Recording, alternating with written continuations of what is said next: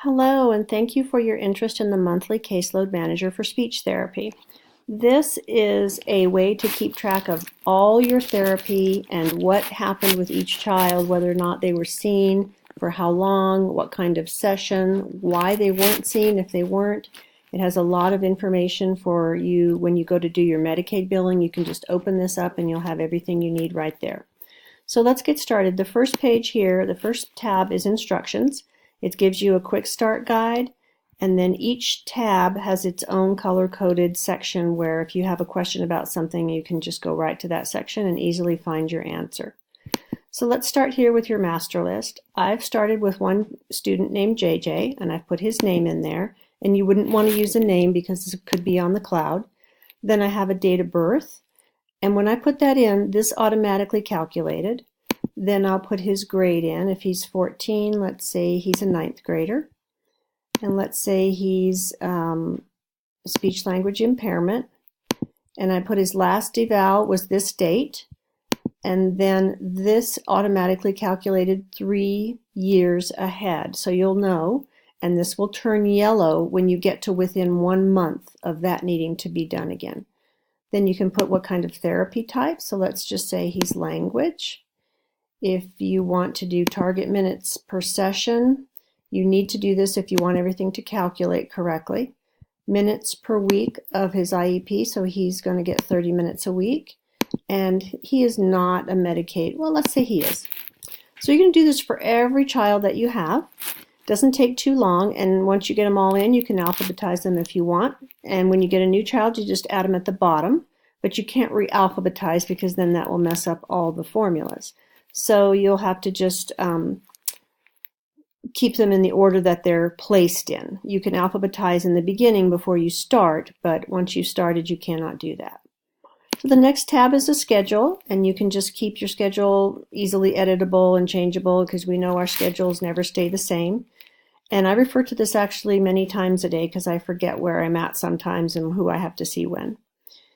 And your in and out log automatically will calculate when each child came in, because I have him in here on the 9th of August, and he came in on at 8:15. He left at 8:45. That was total time. I didn't put any of this in this sheet. It calculated from another sheet that I'll be showing you in a moment. So all of this is totally automatic. This is great for Medicaid because in my state they want to know the in and the out time and then the total time. So I just refer to this and it's super simple. I also print this out for my administrator. So I have this for August, September, October, November, and December. I have another one for January through June. And you can see JJ's there. And all your other students will populate in the same fashion. So for 5 days for JJ, the next student would come up here. And whatever they had in that month would come up there and automatically populate. So where is it populating from? It's populating from all of these DTs, which are the daily trackers.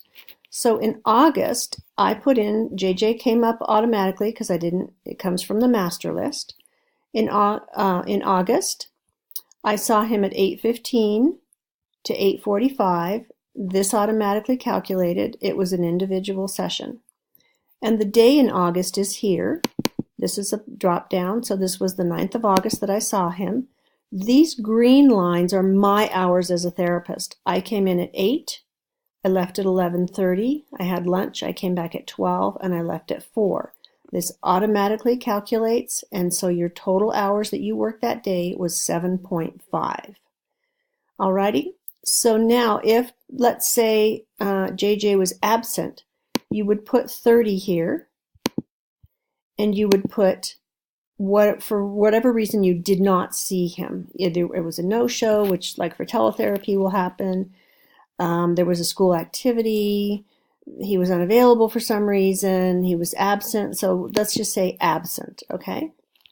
So just to keep it clean, I'm going to take that off. But I just want you to know that you can do that and that you should, because each of these times that he's not seen, that's going to take his time off at the end so that you don't feel responsible for having to make that up necessarily because he wasn't there and you shouldn't have to make that up.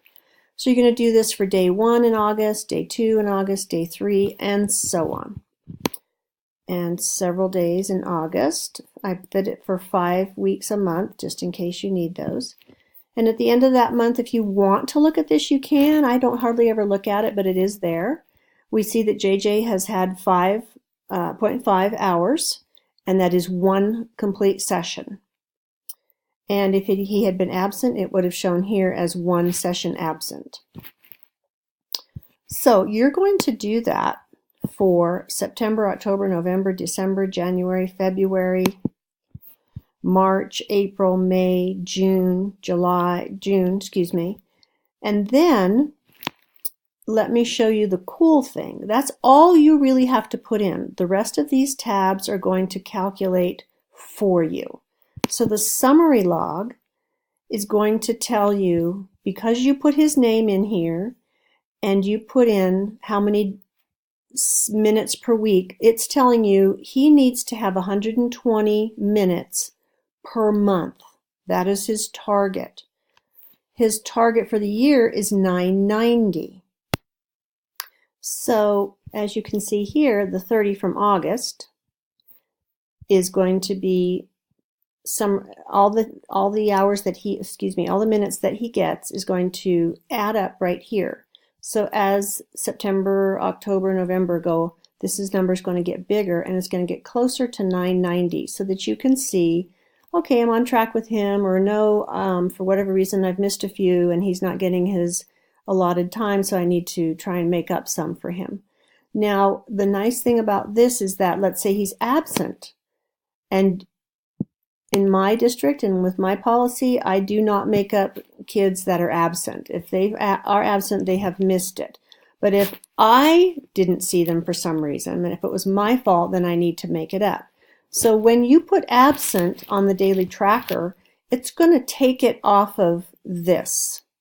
So this green one is the one that's the real number. So let's say he was absent for 1 session. This would then read 960, because it's going to take that 30 minutes off that you're not obligated to give him because it was his fault or because of some other reason out of your control that you didn't see him.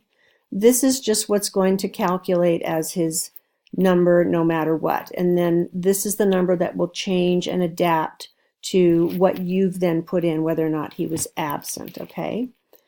So you could have absences or you could have tardiness. So let's say they're a 9th grader and they come 10 minutes late. Well, you're going to put in 10 under tardy. So that's going to take 10 minutes off of this because they were late and so they missed their time, and that's not something you should be responsible to make up.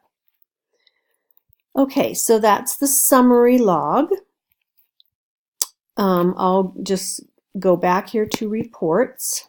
This is nice because let's say you have quarterly or yearly or end of the year reports and you are not sure where you're at with them. So, okay, let's say you're going to do your end of the year reports and you stop with JJ's, but you know you're in process. So you're just going to put that so that you can say, oh, okay, I haven't quite finished that yet. And you know you have to still do it. Say you finished it, but you haven't handed it in. If you submitted it, then you're good, and it turns yellow, and you know you're done. You can just get a quick look at everything that's not yellow to know whether or not you have actually submitted that one. Okay, we just went over the summary log, which is a nice way to keep track of their minutes. So this is the kindergarten screening sheet. So if you're doing kindergarten screenings, and this is the one place where you will enter names that will automatically populate because of course they're not on your caseload yet. You wouldn't put them in the master list. You'll put a date of birth. Once you put that date of birth, the chronological age will automatically calculate. You can decide whether or not you want to put what test you gave and whether they passed, they failed, or where they were a monitor. And there's a nice drop down for the date you screened them. And then as you do this, you're going to see that this is going to give you some totals. You did, let's say you did 15 screenings and 10 passed, 2 failed, and 3 were monitors. So it's going to keep track of your results from your kindergarten screenings automatically there. By the same token, if you want to keep track of kids that are dismissed, just to know what happened with them and when you dismissed them and anything else you want to keep notes on, then you can do that on that tab as well. Then this is a billing sheet. Everybody bills a little bit differently, so this is very basic, and if you're handy with spreadsheets, you can put in your own formulas here to get your totals, and it'll total, and you can put in your tax rate by putting in the formula to calculate your taxes. And then you would, of course, fill in all this information with your particular information. Now, the annual report is the coolest thing. It's my favorite. So what you're going to do is put your name in and your school or your schools and what your position is. And all of this is going to calculate automatically. You don't have to do anything. So at the end of the year, you're going to see how many kindergarten screenings you had, how many hearing screenings you did, how many classroom observations you did, and so on. Also, from your master list, it's going to tell you, and here's JJ, that he was 1 with a speech language impairment, but say you had 15, this would automatically be 15. So each of these things is going to calculate automatically. It's at the end of the year. You can print this out, give this to your administrator. They'll think you're awesome. And I normally put my signature in here. I have a little PDF picture of my signature that I put there, or you can just sign it. And then, of course, you can put the date that you submitted it. So, one last thing here is the sugar analysis. Owens and Pavelko have come up with a really nice way of doing language sampling and analysis, and they have given me permission to use their norms. These norms were updated in 2018, so they're really up to date. You can go down to this website right here. That's an automatic link that'll take you there to give you more information on how to collect your language sample, how to score it. And then once you get that information, this will all make sense as to how you're going to put this in here. And again, you just put in information in the yellow spaces. The blue calculates itself. Then the blue will, for that particular student, will show up here, and then whatever that score is, it shows up here. Then you're just going to compare it to those norms that are here. So that's just kind of a little freebie that I was able to provide that I've used a lot. So that is a very quick and brief overview of the entire Caseload Manager. I hope that this gives you some information on what it can do for you. It has saved many, many hours on my part and made me much more organized. Thank you so much.